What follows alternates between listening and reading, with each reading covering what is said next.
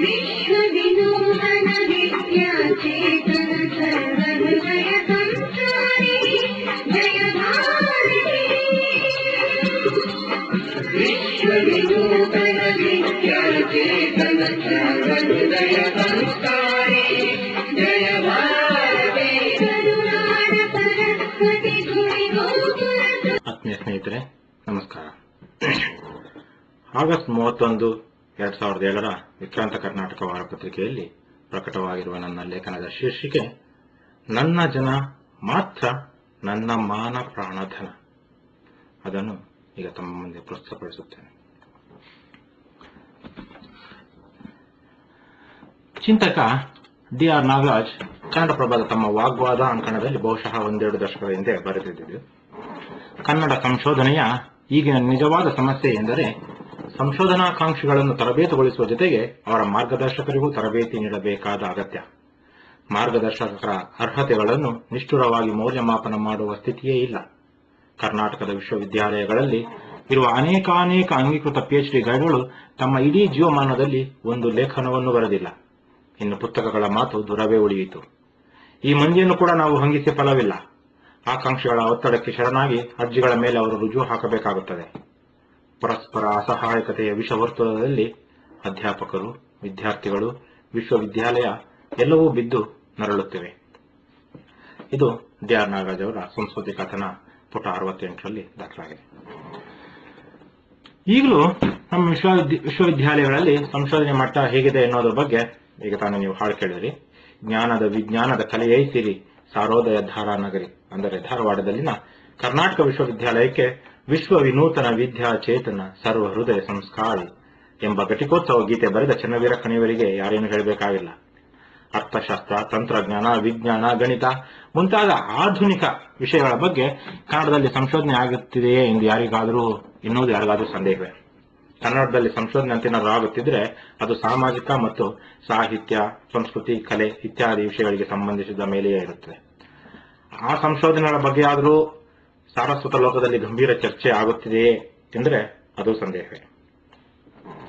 ಸಮಕಾಲೀನ ಸಂಶೋಧನೆಯ ದುಸ್ಥಿತಿ ಹೀಗಿರುವಾಗ ಸಾಮಾಜಿಕ ಕೆಲಸದಲ್ಲಿ ತೊಡಗಿಕೊಂಡ ಒಬ್ಬ ಲೇಖಕ ಒಂದು ಸಂದೇಹದ ಎಳೆಯನ್ನು ಆಧರಿಸಿ ಬರೆದ ಸಂಶೋಧನೆ ಎನ್ನಬಹುದಾದ ಪುಸ್ತಕವನ್ನು ಮುಟ್ಟುಗೋಲು ಹಾಕಿಕೊಳ್ಳಲು ಕವಿ ಕಣಿವೆಯಂತವರು ಒತ್ತಾಯಿಸುತ್ತಾರೆ ಮತ್ತು ಮುಟ್ಟುಗೋಲು ಹಾಕಿಕೊಂಡ ಸರ್ಕಾರದ ಕ್ರಮವನ್ನು ಸ್ವಾಗತಿಸುತ್ತಾರೆ ಎಂದರೆ ಅದಕ್ಕಿರಬಹುದಾದ ಒಂದೇ ಕಾರಣ, ತಮ್ಮ ಜಾತಿಯ ಮೇಲ್ಗಾರಿಕೆಗೆ ಇದು ಸವಾಲು ಎಂಬ ಜಾತಿವಾದಿ ಕಾರಣ ಮಾತ್ರ. ಆದರೆ ತಮ್ಮ ಜಾತಿವಾದವನ್ನು ಮಾತೆ ಮಹಾದೇವಿ ಖಂಡ್ರೆಯವರಂತೆ ಪ್ರಾಮಾಣಿಕವಾಗಿ ಒಪ್ಪಿಕೊಳ್ಳಲು ಆಗದ ಕಣವಿಯವರು ವಿಕ್ರಾಂತ ಕರ್ನಾಟಕದ ಮಲ್ಲಿ ಜಾತಿಯ ದುರ್ವಾಸನೆಯಿಂದ ಕೂಡಿದ್ದಾರೆ ಎಂದು ಪತ್ರ ಬರೆಯುತ್ತಾರೆ. ಕಣವಿಯವರು ಕಳೆದ ವಾರ ಪತ್ರಿಕೆಗೆ ಬರೆದ ಪತ್ರದಲ್ಲಿ ನಾಗಭೂಷಣರ ಲೇಖನವೊಂದನ್ನು ಉಲ್ಲೇಖಿಸಿದ್ದಾರೆ. ಬಂಜಿಗೆರೆಯವರು ತಮ್ಮ ಆನುದೇವ ಹೊರಗಣವನು ಪುಸ್ತಕವನ್ನು ಹಿಂತೆಗೆದುಕೊಂಡಿದ್ದಕ್ಕೆ ಕೊಟ್ಟ ಕಾರಣಗಳ ಪ್ರಾಮಾಣಿಕತೆಯ ಬಗ್ಗೆ ನಾಗಭೂಷಣರವರು ಆ ಲೇಖನದಲ್ಲಿ ಸಂದೇಹ ವ್ಯಕ್ತಪಡಿಸಿದರು. ಆದರೆ ನಮ್ಮ ಕನ್ನಡ ನಾಡಿನ ಪ್ರಸಿದ್ಧ ಡಿಬೇಟರ್ಗಳು ಮಾಡುವಂತೆ ಆ ಲೇಖನದಲ್ಲಿ ತಮಗೆ ಬೇಕಾದ ವಾದವನ್ನು ಮಾತ್ರ ಕಣವಿಯವರು ಉಲ್ಲೇಖಿಸಿದ್ದಾರೆ. ನಾಗಭೂಷಣರವರು ಈ ಮುಂಚೆಯೇ ಆನುದೇವದ ಬಗ್ಗೆ ವಿಕ್ರಾಂತ ಕರ್ನಾಟಕದಲ್ಲಿ ವಿಮರ್ಶಾತ್ಮಕ ಲೇಖನ ಬರೆದು ಬಂಜಿಗೆರೆಯವರ ಅಧ್ಯಯನದಲ್ಲಿ ಯಾವುದೋ ಒಂದು ಬಹುಮುಖ್ಯ ಆಯಾಮ ಪರಿಶೀಲನೆಯಿಂದ ತಪ್ಪಿಸಿಕೊಂಡಂತಿದೆ ಎಂದೆನ್ನಿಸದಿರದು. ಆದರೆ ಈ ಯಾವ ಕೊರತೆಯೂ ಬಂಜಿಗೆರೆಯವರ ವಾದದ ಆಶಯವನ್ನು ಅನುಮಾನಾಸ್ಪದಗೊಳಿಸಲಾರದು ಅಂತ ಹೇಳಿದ್ದಾರೆ. ಅಷ್ಟಾದರೂ ಈ ಪುಸ್ತಕವನ್ನು ಮುಟ್ಟುಗೋಲು ಹಾಕಿಕೊಳ್ಳಲು ಅವರೆಲ್ಲೂ ಬೆಂಬಲಿಸಿಲ್ಲ. ಆದರೆ ನಾಗಭೂಷಣರ ಆಶಯವನ್ನು ನಿರ್ಲಕ್ಷಿಸಿ ಅವರ ಲೇಖನದ ಒಂದು ವಾಕ್ಯವನ್ನು ತಮ್ಮ ವಾದದ ಸಮರ್ಥನೆಗೆ ಬಳಸಿಕೊಳ್ಳುವ ಕಣವಿಯವರದು ಡಿಬೇಟರ್ಗಳ ತಂತ್ರವಲ್ಲದೆ ಬೇರೆ ಆಗಲು ಸಾಧ್ಯವೇ? ಯಾರಾದರೂ ಜಾತಿವಾದಿಗಳಾಗಿದ್ದರೆ ಅದಕ್ಕೆ ಕಾರಣ ಅವರಿಗೆ ತಮ್ಮ ಜಾತಿಯ ಬಗ್ಗೆ ಅಹಂಕಾರದಿಂದ ಪ್ರೇರಿತ ಹೆಮ್ಮೆ ಮತ್ತು ಜಾತಿ ಬಲದಿಂದ ತನ್ನಿಂದಾನೇ ಬರುವ ಕೆಲವು ಅನುಕೂಲಗಳು. ಈಗ ಹಿಂದುಳಿದವರು, ದಲಿತರು ಸಹ ಉಗ್ರ ಜಾತಿವಾದಿಗಳಾಗುತ್ತಿದ್ದರೆ ಅದಕ್ಕೂ ಕಾರಣ ದುರ್ಬಲ ವರ್ಗಗಳಿಗೆ ಕೊಡಲಾಗುತ್ತಿರುವ ಕೆಲವು ಸವಲತ್ತುಗಳೇ. ಆದರೆ ದೇಶದಲ್ಲಿನ ಆರ್ಥಿಕ ಮತ್ತು ಸಾಮಾಜಿಕ ಪ್ರಗತಿಯ ರಭಸ ನೋಡಿದರೆ ಈ ಸವಲತ್ತುಗಳ ಆಯಸ್ಸು ಇನ್ನು 20-30 ವರ್ಷ ಇದ್ದರೆ ಹೆಚ್ಚು. ಹಾಗಾಗಿ ಇವರ ಜಾತಿವಾದ ತಾತ್ಕಾಲಿಕವಾದದ್ದು.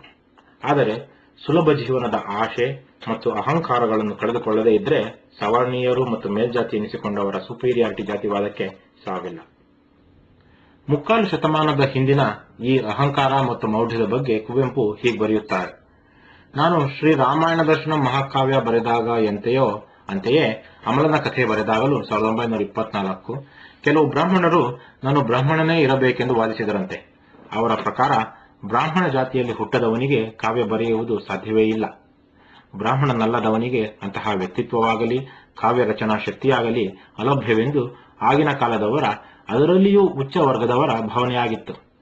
ಕೆಲವರು ನನ್ನನ್ನು ಅಯ್ಯಂಗಾರಿ ಎಂದು, ಮತ್ತೆ ಕೆಲವರು ಸಾಹಿತ್ಯ ರಚನೆ ಬ್ರಾಹ್ಮಣನಲ್ಲದವನಿಗೆ ಸಾಧ್ಯವಿಲ್ಲವಾದ್ದರಿಂದ ನಾನು ಬ್ರಾಹ್ಮಣನೇ ಇರಬೇಕೆಂದು ಭಾವಿಸಿದ್ದರು. ಇದು ಅನಿಕೇತನ ಪುಟ 532ರಲ್ಲಿ ದಾಖಲಾಗಿದೆ. ಇದಾದ ಮುಕ್ಕಾಲು ಶತಮಾನದ ನಂತರವೂ ನಮ್ಮ ಜಾತಿಯ ಅಹಂಕಾರಗಳು ಕಮ್ಮಿ ಆಗಿಲ್ಲ. ಸ್ಯಾನ್ ಫ್ರಾನ್ಸಿಸ್ಕೋದ ವಿಶ್ವವಿದ್ಯಾಲಯದಲ್ಲಿ ಅಧ್ಯಾಪಕರಾಗಿರುವ ಕನ್ನಡಿಗ ಪೃಥ್ವಿದತ್ತ ಚಂದ್ರಶೋಭಿ ನಮ್ಮ ಪತ್ರಿಕೆಯ ಓದುಗರಿಗೂ ಪರಿಚಿತರೆ. ಪೃಥ್ವಿಗೆ ಮತ್ತು ನನಗೆ ಇಬ್ಬರಿಗೂ ಗೊತ್ತಿರುವ ಒಬ್ಬ ಕನ್ನಡಿಗ ಇಲ್ಲೇ ಅಮೆರಿಕದಲ್ಲಿದ್ದಾನೆ. ಆತ ಕನ್ನಡ ಇಂಗ್ಲಿಷ್ ಚೆನ್ನಾಗಿ ಓದಿಕೊಂಡಂತೆ ಕಾಣಿಸುತ್ತದೆ. ಸಾಫ್ಟ್ವೇರ್ ತಂತ್ರಜ್ಞನಾದ ಆತ ಇಲ್ಲಿಯೇ ಮಾಸ್ಟರ್ ಡಿಗ್ರಿ ಸಹ ಮಾಡಿದ್ದಾನೆ. ಪೃಥ್ವಿಯ ಪಾಂಡಿತ್ಯದ ಬಗ್ಗೆ ಆತನಿಗೆ ವಿಪರೀತ ಗೌರವ ಇತ್ತು ಅಂತ ಕಾಣಿಸುತ್ತದೆ. ಆತ ಒಮ್ಮೆ ಮೈಸೂರಿನಲ್ಲಿಯ ಪರಿಚಿತರ ಮನೆಗೆ ಹೋಗಿದ್ದಾನೆ. ಆ ಮನೆಯವರು ಅದು ಇದು ಮಾತನಾಡುತ್ತಾ ಅಮೆರಿಕದಲ್ಲಿರುವ ಪೃಥ್ವಿ ತಮ್ಮ ನೆಂಟ ಅಂತ ಹೇಳಿದ್ದಾರೆ. ಅದನ್ನು ಕೇಳಿದ ಈತ, ಹೌದೇನ್ರಿ, ಸಾಧ್ಯನೇ ಇಲ್ಲ, ಆ ಇಂಟೆಲಿಜೆನ್ಸು ಪಾಂಡಿತ್ಯ ಬ್ರಾಹ್ಮಣನಲ್ಲದೆ ಬೇರೆಯವರಿಗೆ ಬರೋದಕ್ಕೆ ಸಾಧ್ಯನೇ ಇಲ್ಲ ಎಂದನಂತೆ. ಈತ ಈ ಆಧುನಿಕ ಸಮಾಜದ ಸ್ಯಾಂಪಲ್. ಬಹುಶಃ ಬಂಜಗೆರೆಯವರು ಕುವೆಂಪುರವರು ಹೇಳಿದ್ದರ ಬಗ್ಗೆ ಮತ್ತು ಅಂಬೇಡ್ಕರ್ ಕುರಿತು ಜನ ಹೀಗೆ ಮಾತನಾಡಿಕೊಳ್ಳುತ್ತಿದ್ದ ಬಗ್ಗೆ ತಮ್ಮ ಪುಸ್ತಕದಲ್ಲಿ ಉಲ್ಲೇಖಿಸಿರಬಹುದು. ಅದನ್ನೇ ಆಧರಿಸಿ ಪುಣ್ಯಾತ್ಮರೊಬ್ಬರು ಬಂಜಗೆರೆಯವರು ಕುವೆಂಪು ಮತ್ತು ಅಂಬೇಡ್ಕರ್ ಹುಟ್ಟಿನ ಬಗ್ಗೆ ಕೀಳಾಗಿ ಬರೆದಿದ್ದಾರೆ, ಅವರೆಲ್ಲ ಅಕ್ರಮ ಸಂತಾನಕ್ಕೆ ಹುಟ್ಟಿದವರು ಎನ್ನುವ ರೀತಿಯಲ್ಲಿ ಹೇಳುತ್ತಾರೆ ಎಂದೆಲ್ಲ ಪಿತೂರಿ ಲೇಖನವನ್ನು ಬರೆದು ಕನ್ನಡದ ದಿನಪತ್ರಿಕೆ ಕಳಿಸುತ್ತಾರೆ. ಆ ಪತ್ರಿಕೆಯವರು ಬೇಜವಾಬ್ದಾರಿಯಿಂದ ಅದನ್ನು ಸೆಂಟರ್ ಪೇಜ್ನಲ್ಲಿ ಪ್ರಕಟಿಸುತ್ತಾರೆ. ಆ ಸಂಶೋಧನಾತ್ಮಕ ಲೇಖನಕ್ಕೆ ಕಣವಿಯವರು ಅಥವಾ ಕಣವಿಯಂತವರು ಆ ಪತ್ರಿಕೆಗೆ ಮರು ಉತ್ತರ ಬರೆದದ್ದಾಗಲಿ ಅದು ಪ್ರಕಟವಾಗಿದ್ದಾಗಲಿ ಕಾಣಲಿಲ್ಲ. ತಾವು ಜಾತಿವಾದಿ ಅಲ್ಲ ಎನ್ನುತ್ತಾ ಪತ್ರಿಕೆಗೆ ಪ್ರತಿಕ್ರಿಯಿಸಿದ ಕಣವಿಯವರು ಈ ಪ್ರಕರಣದಲ್ಲಿ ಒಂದು ಅಂಶವನ್ನು ಮರೆತಂತೆ ಕಾಣುತ್ತದೆ. ಮುಟ್ಟುಗೋಲಿನ ವಿರುದ್ಧ ಬರೆದ ಮತ್ತು ಮಾತನಾಡಿದ ಕನ್ನಡದ ಕೆಲವು ವಾರಪತ್ರಿಕೆಗಳ ಸಂಪಾದಕರು ಮತ್ತು ಹಲವಾರು ಪ್ರಮುಖ ಲೇಖಕರು ಲಿಂಗಾಯತರೇ ಆಗಿದ್ರು. ತಮ್ಮ ಪ್ರೀತಿಯ ಕವಿ ಕಣವಿಯವರ ವೈಚಾರಿಕ ದಾರಿದ್ರ್ಯದ ಬಗ್ಗೆ ಬೇಸರದಿಂದ ಸಿಟ್ಟಿನಿಂದ ಬರೆದ ವಿಕ್ರಾಂತ ಕರ್ನಾಟಕದ ಮಲ್ಲಿಯ ಪೂರ್ವಜರು ಸಹ ಬಸವಣ್ಣನನ್ನು ಒಪ್ಪಿಕೊಂಡವರೆ. ಬಸವಣ್ಣ ಹೇಗೆ ತನ್ನದೇ ಸಮಾಜದ ಕ್ಷುಲ್ಲಕ ನಡವಳಿಕೆಯ ವಿರುದ್ಧ ಹೋರಾಡಿದ ಎಂಬ ಪ್ರಚಲಿತ ಕಥೆಯಂತೆಯೇ ಇವರು ಸಹ ತಮ್ಮದೇ ಸ್ವಜಾತಿ ಮತಾಂಧರ ವಿರುದ್ಧ ಧ್ವನಿ ಎತ್ತಿದವರು. ಬಸವಣ್ಣ ನಿಜ ವಾರಸುದಾರರಿದ್ದರೆ ಅವರು ಇವರೇ.